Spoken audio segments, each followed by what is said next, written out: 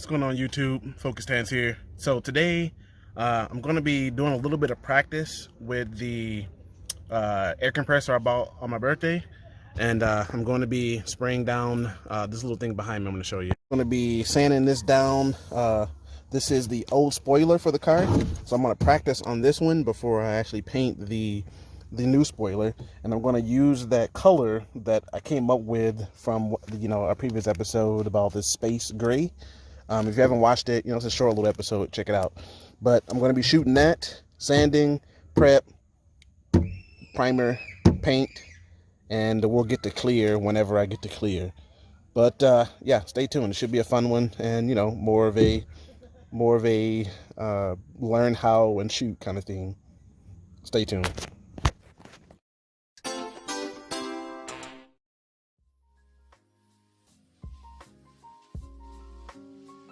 Alright, so I'm actually going to be working in the back today. I got a little setup back here. Get everything all good and going. Oh shoot, it's wet. Alright, so I got my little setup here on the table. I might bring the extenders out, the foldable extenders out, so that I can be able to shoot the bottoms as well. But I got the table, got it all set up. I'm going to go get the 400 grit, if I still have some, 400 grit sandpaper and the 800. I'm gonna knock this down some and then shoot the primer. All right, so I'm gonna begin by, like I said, sanding it down. So let's hop to it.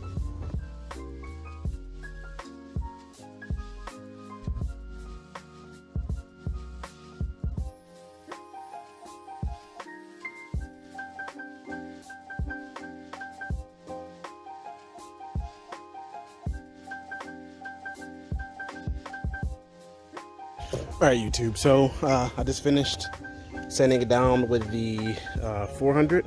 I'm going to show you here.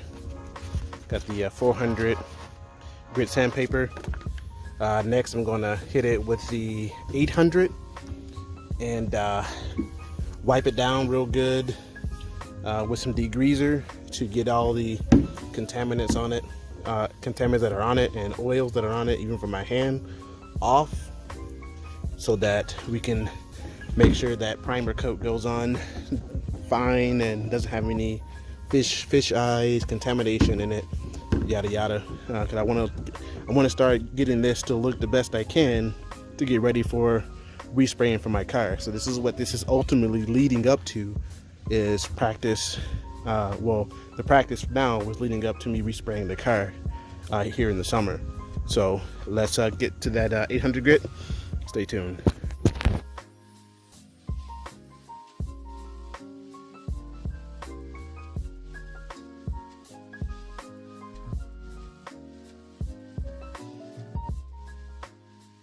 All right, so I just finished sanding it down with the 800 grit. I mean, this thing is almost buttery smooth, but I did want to leave a little bit. I could probably sand that out a little more. I can feel that.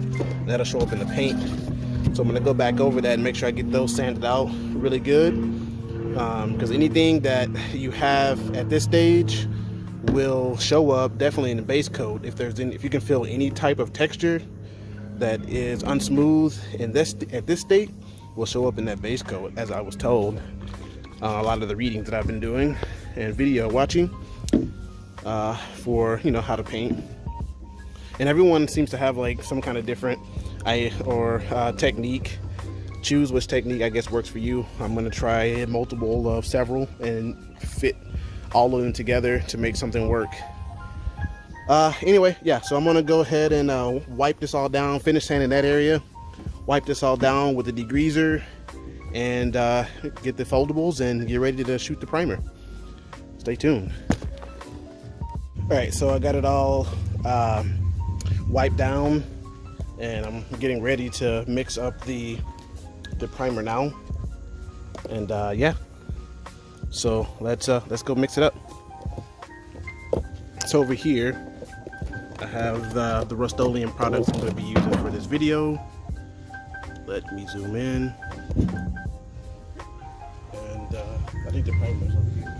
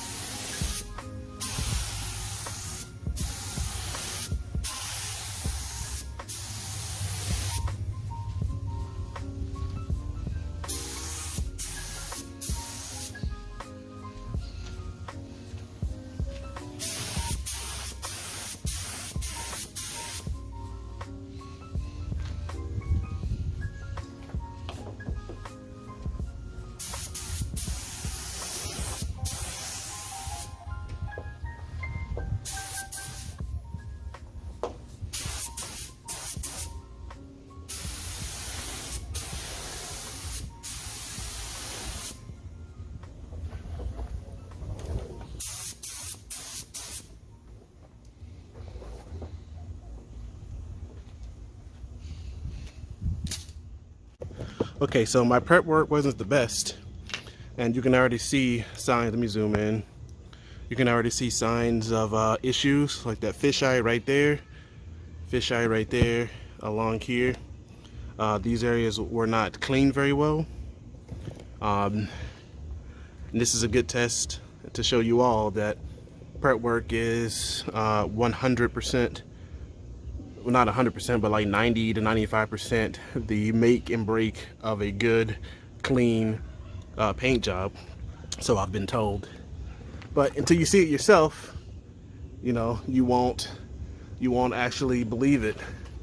And also under here, I got a few runs, especially right there. Got a few runs in the paint. I need to slow down. I added too much at one time. I didn't really feel like it, but I must have. The atomization looks pretty good though. Let's look around here at the front.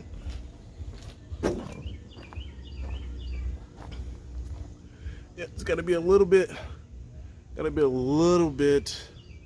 better with the throttle here when spraying to get these runs. But you know, I can wet sand these out once it dries. But still, you got to be better. All right, let's get ready to shoot that second coat. All right, so apart from the bug that showed up and I had to kick him out here, this coat actually went on fairly well. Let's see here. I still got some fishing there, and those runs have got a little better. Still, I need to get some paint on this end and on that end, but overall, like, it looks pretty good. I mean, it's not bad. It's not bad.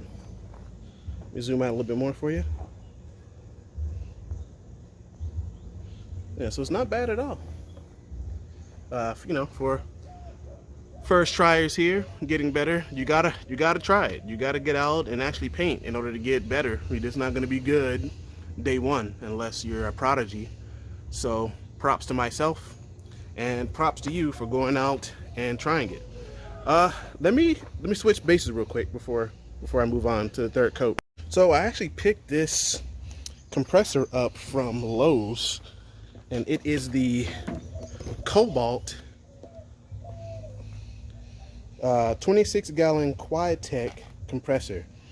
I would, and this is, I'm obviously not getting paid to talk about them, but I'll tell you, I've watched several YouTube videos about this unit, and some people saying it was loud, some people said it was quiet. I can tell you, take it from me, trust me, this thing is unbelievably quiet.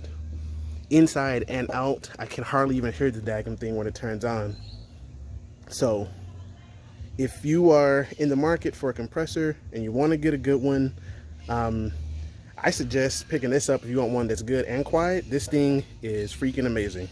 All right, let's go shoot that third coat.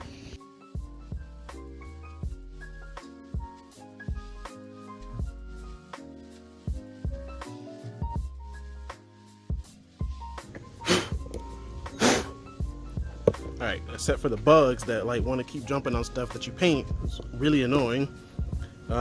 Turned out pretty good. So I'm gonna let this dry, and then we'll get ready to shoot the color as a part of our little test. Then we'll put it away, let it sit overnight, and I'll show you what it looks like. Atomizing pretty good for a $7 gun. It's working for me. You know, with all my imperfections for not cleaning it properly, and the few little runs that I got in here that need to be wet sanded out. Overall, man, this thing is doing pretty good. All right, stay tuned. Oh, wrong way.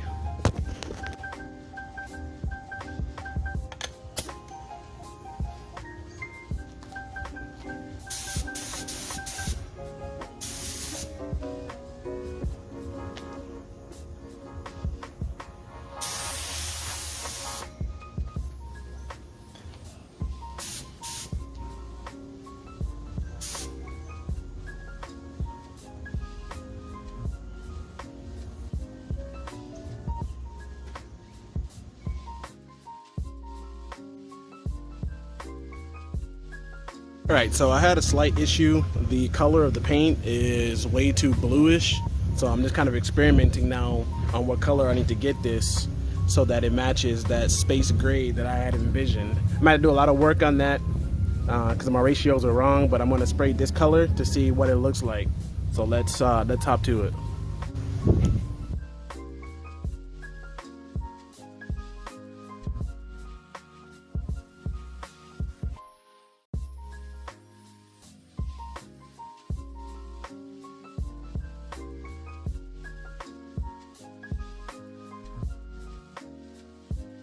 All right, so I had a few issues again with getting the right PSI to show up. So I'm trying to shoot this at 40 PSI, and I had a few issues why you have like some spots in the paint.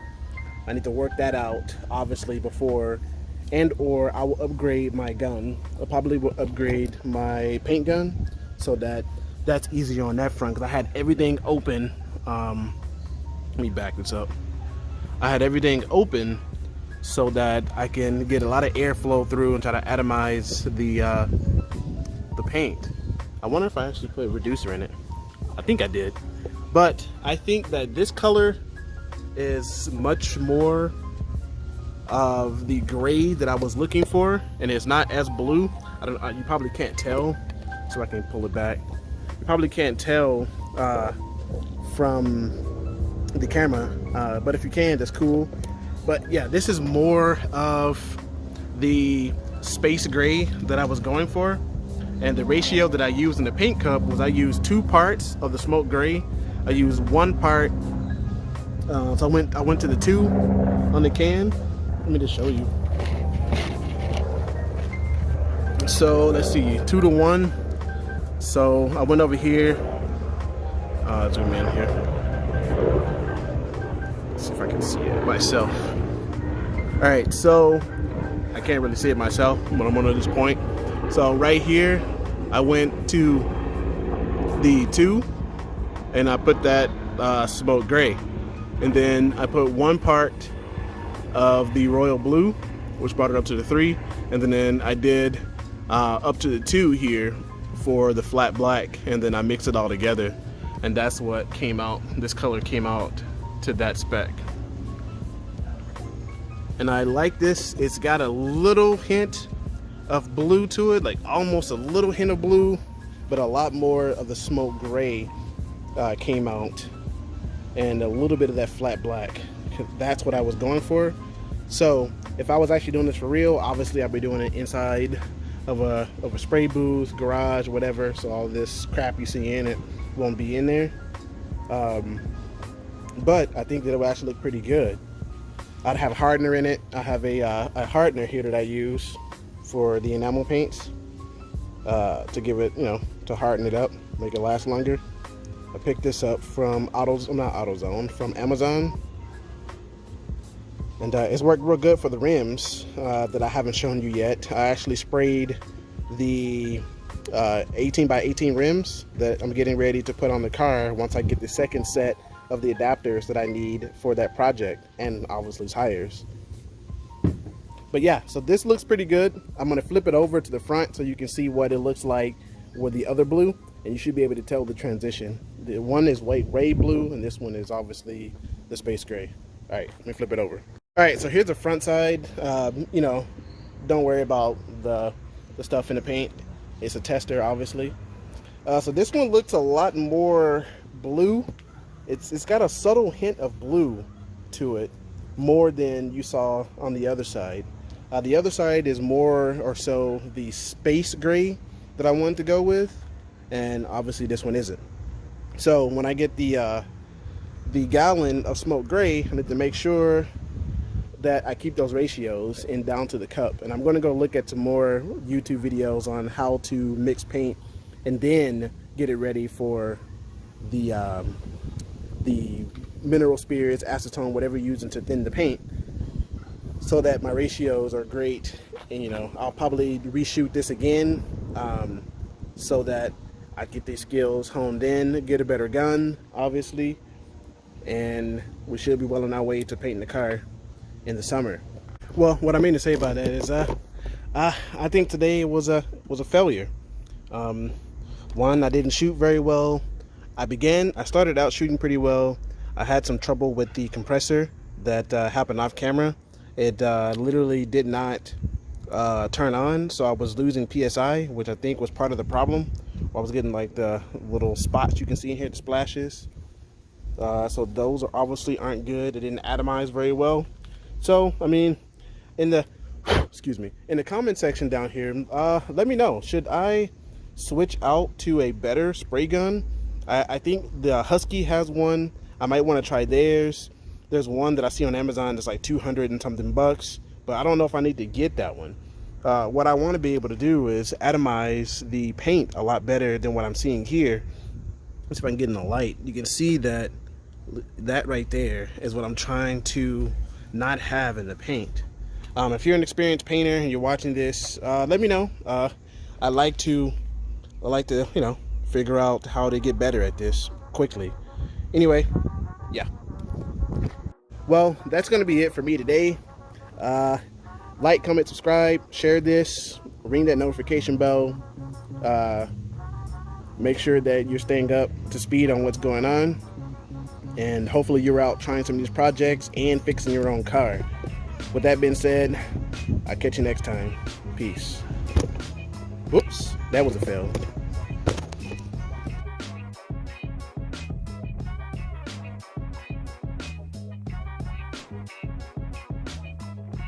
Alright, so I'm out here doing a little view test in the morning after the spoiler dried, and there's a lot more blue in it than even what I thought yesterday.